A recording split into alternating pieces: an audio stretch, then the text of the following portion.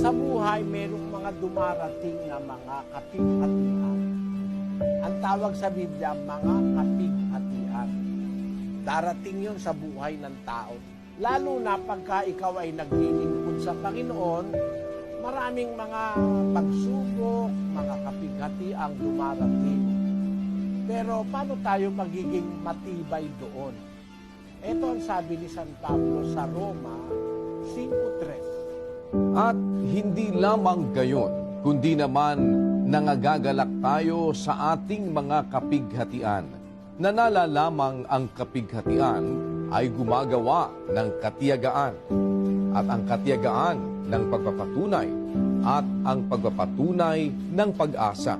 Alam mo kapatid, yung kapighatian, kung titignan natin sa parang sa isang perspektibo na para bang masama, parang masama sa atin. Pero ang kapighatian pwedeng magturo sa atin ng kabutihan. Yung mga nai-encounter natin sa buhay na mga challenges, mga kapighatian, kung tawagin sa English, challenges, nakakapagpatibay yun eh.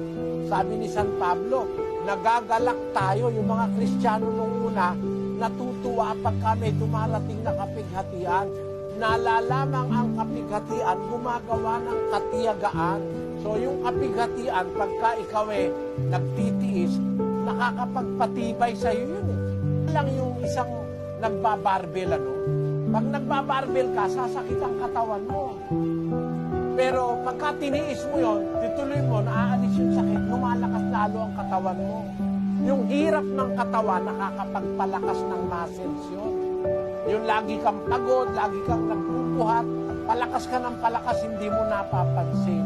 Ganon din yung mga tinatawag mong hamon ng buhay. Kung yun ay haharapin mo na meron kang pagtitiwala sa Diyos, meron kang pagtitiwala sa magagawa ng Diyos, pag tinulungan ka ng Diyos, magiging dahilan yung mga kapighatian na yun para ikaw ay mapatunayan. Yung mga pagsubok, mga kapighatian, mga challenges, mga temptations, mga tukso, magpapatibay sa iyo. Santiago 1:12. Mapalad ang taong nagtitiis ng tukso, sapagkat pagkasubok sa kanya, siya'y tatanggap ng putong ng buhay na ipinangako ng Panginoon sa mga nagsisiibig sa Kanya. Napakaliwanag nun. Pagka nagtitiis ka, ay tatanggap ka ng reward mula sa Diyos. So, paano ka magiging matibay? Harapin mo. Endure, kapatid. Parang nagbabarbel, kahit masakit na yung muscle mo, tuloy mo lang at maaalis yung sakit at titibay ang muscles mo. Di mo, merong mga tao ngayon kung bumuhat, 300 kilo, kaya nilang buhatin, mas mabigat pa sa kanila. Kasi tumibay na sa ka-exercise.